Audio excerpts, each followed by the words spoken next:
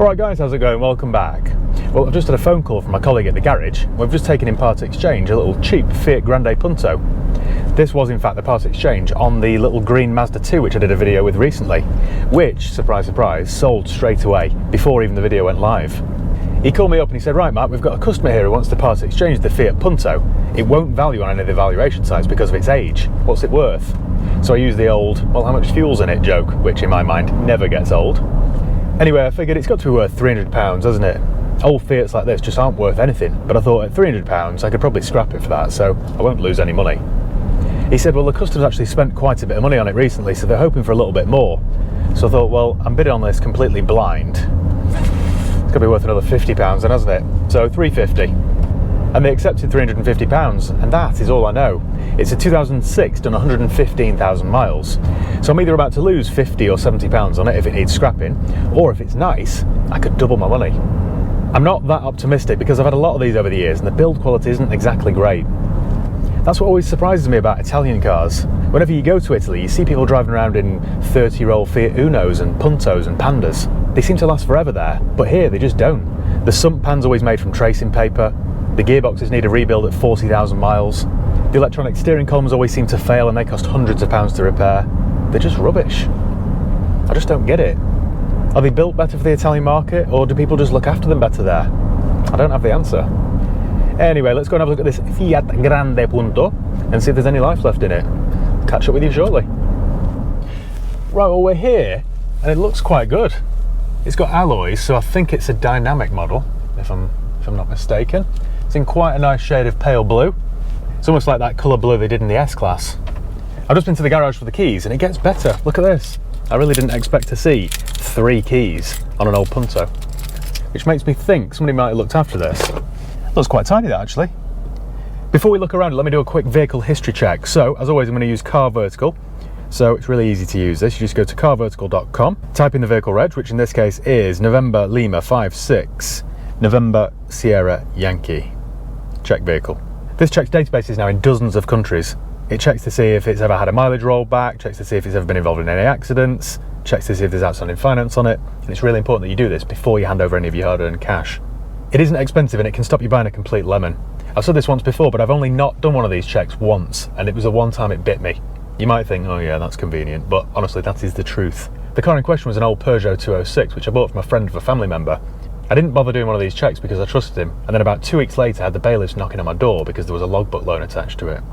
Never paid me back either. Anyway, it is crucial that you do one of these checks. If you click the link below in the video description and use the promo code HIGHPEAK, you'll get 10% off each and every check that you do. Right, and the report's ready. View report. So that is a Fiat Punto. Yeah, so far so good. The mileage is genuine. It's never been stolen, never been involved in any accidents, and there's no outstanding finance. So we're all good. It was manufactured in 2006, registered in September in the UK 2006. It shows you the maintenance it's had done as well. So it had a service in 2007, service in 2008, had an MOT in 2010. Let's see if there's any MOT on it. Let's go to the most recent one. It passed its MOT in September this year, but there were a couple of advisory items. Offside rear parking brake efficiency only just met. Parking brake lever has little reserve travel. Tyre slightly damaged or cracking, near side front, offside rear, near side rear. And brake hose has slight corrosion. It's not too bad, is it, for a 16-year-old car? I was told the mileage was 115, which, yes it is, there we go. Thinking about it, it's actually below average mileage, isn't it, for its age? 10,000 a year, 160,000 would be average, 115. Okay, good. Ah, the valuation, right. The approximate market value of this vehicle is £845. That's from a private seller. Or when the seller's a company, £1,250. I was thinking as we were driving down here that I paid £350 for that car. If I could spend maybe £150 on it and have it owe me £5, I've got to get £1,000 for that all day long. Right, let's go and see how bad it is. Okay then, what have we got? So like I say, we've got alloys, which makes me think it's a dynamic model. The colour's quite good, if a little bit feminine. Looks very tidy actually. We've got a Michelin tyre here with about 4mm of tread on. No scuffs here. Straight on the panels. The sill's not all stoved in. It looks very clean actually. We've got a Zeta, whoever makes that. That's on about 4mm of tread. Moving around the back, it's quite tidy. Looks like the original plates from the northeast. The rear wiper's not all hanging off. Have we got a matching Zeta? No, we've got a... no. This is a Futurum, but it's also on about 4mm. That's not bad. No rust. Quite tidy down here as well. A couple of little marks, but nothing that won't buff out. It's quite good so far, isn't it, this? And a matching Michelin on the front. Also on about 5mm. The wheels could do with being refurbished, but that's not going to happen. Little spot of rust there. Not bad though, not bad. In fact, the more I look at it, it looks like, I don't know whether you can see that on the camera, but that panel there, or that rear door has been painted. There's a bit of a difference in colour there. Not that it really matters a great deal, but it has had a repair there at some point. The remote locking works. Ah, it's a multi-jet. Right, it's a diesel then. So this will be either a 1.9 turbo diesel or a 1.3.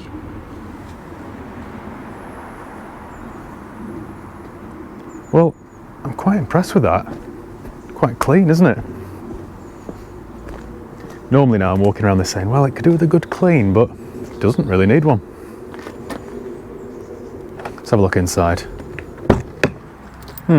Bit grubby inside, but I've seen much worse. What have we got then? Right, we've got a broken speaker cover, fixed.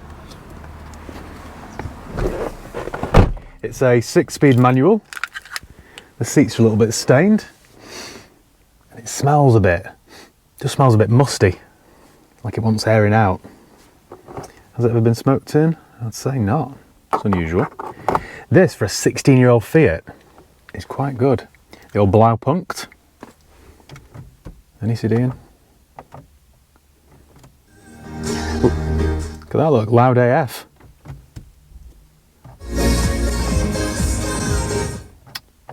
Turn you off.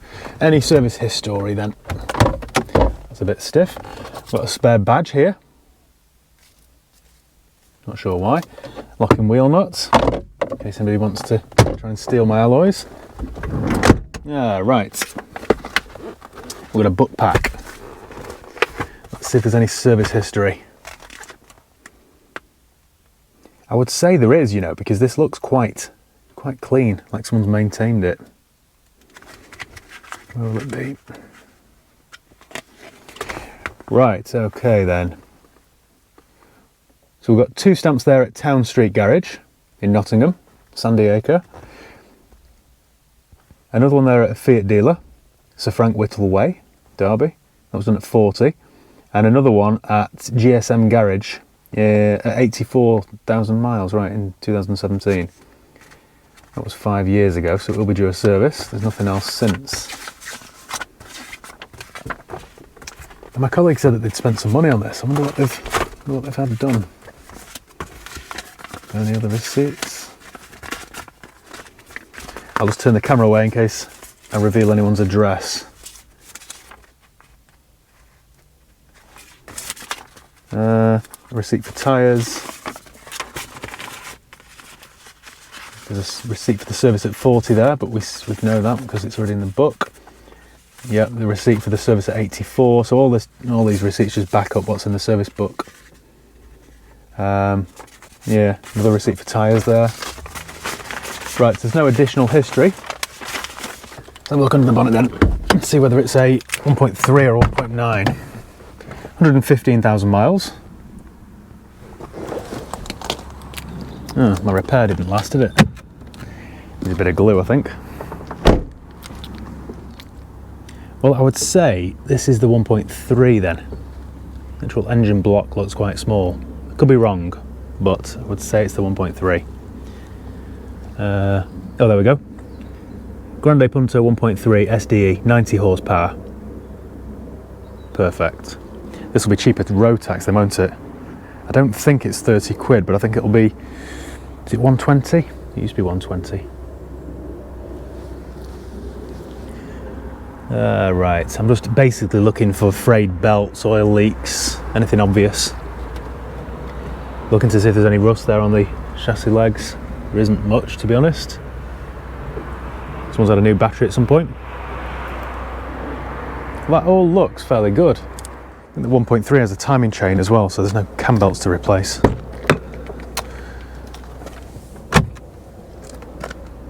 Right. It's all quite clean in the back. I'd say someone's had a child seat or something in here because the belts are fastened, or two of the belts are fastened. Both head rests are there, that's good. And yeah, it does, well, the seats are quite clean in the back. If I can get the front seats looking like this, then I'm to a winner. Manual windows in the back. How do we open the boot on this? Quite a lot of green here. Just needs a good clean. Parcel shelves there. Smells a bit musty in here, but there's no water. Spare there, which looks like it's never been used. You know what, this is quite a decent car, I think. So the struts are on the way out because they do hold it up, but there's not much resistance there. But I'm splitting hairs, aren't I now? Okay, right. Well, I think we should take this for a little drive, see what it's like. See what the power steering's like. See if there's a clutch in it.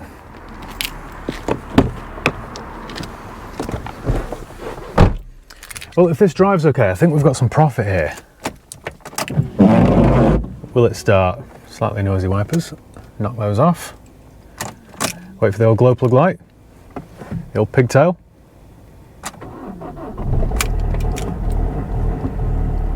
They are noisy diesels, aren't they? But fired right up. Oh, we've got half a tank of diesel as well. Very nice. The window regulators are also weak on this era Punto. Do they work? Yes? Yes? 2 out of 2. Right. There is quite a lot of travel on that handbrake, as the MOT suggested. Seatbelts are nice and clean. Headlining's clean. This is a decent car, you know. Clutch feels good. Doesn't rattle. Can we get reverse? Reverse is a bit stiff. There we go. Got there in the end.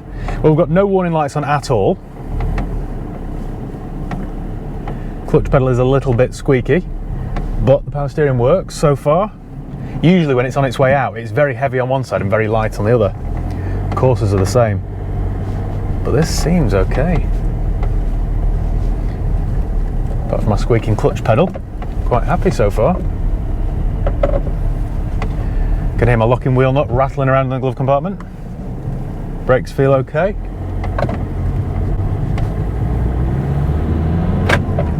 Well, it pulls all right. I don't want to jinx it, but this 1.3 litre turbo diesel is usually quite a reliable engine. I think, I could be wrong now, so don't maul me in the comments, but I think it's the same one they use in Vauxhalls, in the little Corsa and things like that. They are quite tough. You're not letting me go, are you? Thank you. Thanks for nothing. Right, well, it pulls well. So now that's my foot to the floor. Turbo's kicking. Oh, there we go. It's just a cold 1.3 litre turbo diesel. What was I expecting? Not going to be pinned into my seat, am I? But it's all right. There's a slight whine from either a wheel bearing or the gearbox, but nothing too bad. This is a decent little car. All the gears work, or should I say it engages every single gear. What are the odds of this? I was really expecting to just scrap this, you know. But this has got plenty of life left in it, I think. There's also no wear on any of the buttons. You'd expect a 16-year-old Punto with 115,000 miles on the clock to be in much worse condition than this.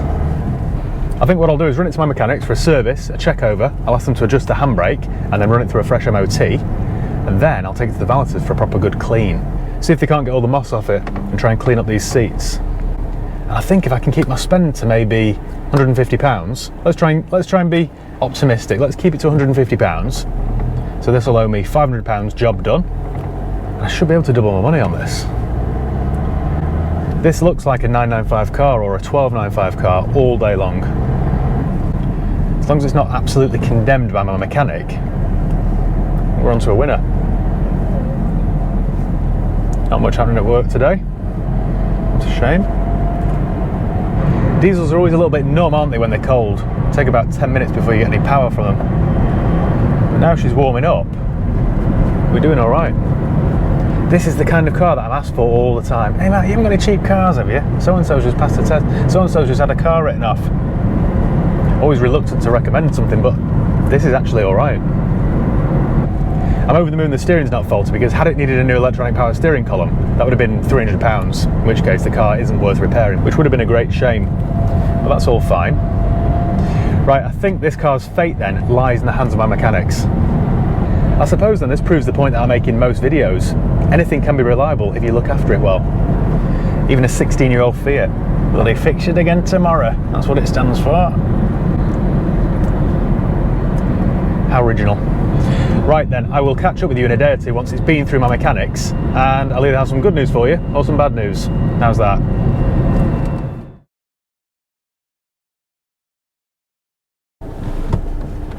Right, well, do you want the good... Who's been sat here? P. Diddley. Do you want the good news or the good news? That's right, it's a double whammy. It's been fully prepared for sale and it didn't cost me an arm or a leg. And, wait to hear this, I've sold it for profit. I took it down to my mechanics for a service and an MOT, and I half expected that phone call. You know that, Matt, it's bad news I'm afraid. It's not really worth repairing.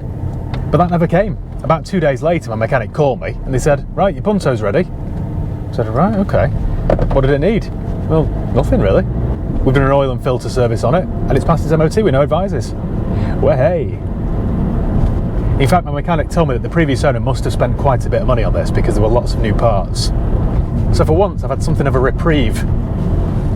Once I'd picked it up from my mechanics, I then took it to the valeters for a full clean. If you remember, the seats were quite stained. The rear seats were quite clean, but the front looked quite dirty, quite grubby. And now they've come up like new. All the suspicious stains have gone. Let me find somewhere nice to park up and I'll talk you through my costs, but there aren't that many. Well, I think here is as good a place as any. Right, switch off the old engine. So, the first cost was the oil filter, that was £8.50. The oil was £24. The next thing was the handbrake, which just needed adjusting, because if you remember, it didn't click until right at the top. So now that's all sorted. So the labour for that and the service was £40, plus the MOT, that was another £40, plus the valet, that cost me £50, so that takes my total spend to £177. Told you it wouldn't take long. Add that onto the £350 that I paid for this car, that gives me a grand total of £527. Now the other good news is, I've sold it already. Now I've sold it for £850, which when you take off the £527 that I've spent, gives me a profit of £323. Not bad going, is it? What's funny is I've made £323 profit on this car, a car that I only paid £350 for in the first place. It just shows it can be done, can't it? But I think crucially, you need to start with something half decent in the first place. Now straight away, as soon as I saw this, as soon as I saw the condition, I knew there was a decent car under it. Of course, it still could have been condemned by my mechanic, but I just had an inkling that it was all right. So I think that's about it. So thank you once again for watching. Make sure you give the video a thumbs up if you enjoyed it. Make sure you subscribe if you haven't done already. You can follow me on Facebook, Instagram, Twitter. I'll leave the link below. If you've got any comments or questions, let me know below in the comments and I'll do my best to get back to you. If you're interested in getting into the used car business, then check out my online course. I've created an online portal with nearly 100 videos which explain every single aspect of the used motor trade. From setting up, to branding, to purchasing cars, to preparing them for sale, it's all there, so do check it out. And it's free still for the first 30 days. And then it's only £27 a month thereafter, and you can cancel at any time. Can't be fairer than that, can I? So yeah, cheers guys. I'll see you next time. Thanks for watching.